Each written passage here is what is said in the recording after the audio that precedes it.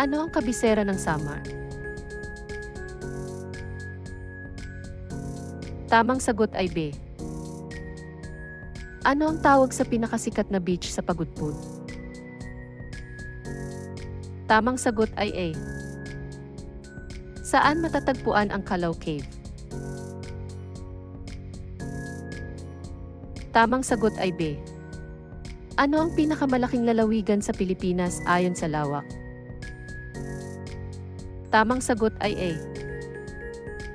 Ano ang pangunahing produkto ng Negros Occidental? Tamang sagot ay B.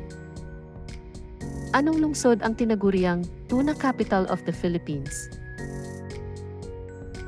Tamang sagot ay B. Ano ang pangunahing produkto ng Lanao del Sur? Tamang sagot ay D. Ano ang kabisera ng Zambales?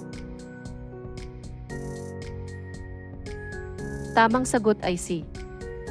Ano ang tawag sa anyong tubig sa pagitan ng Palawan at Borneo?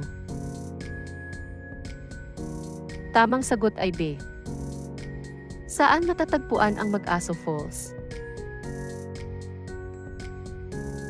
Tamang sagot ay B.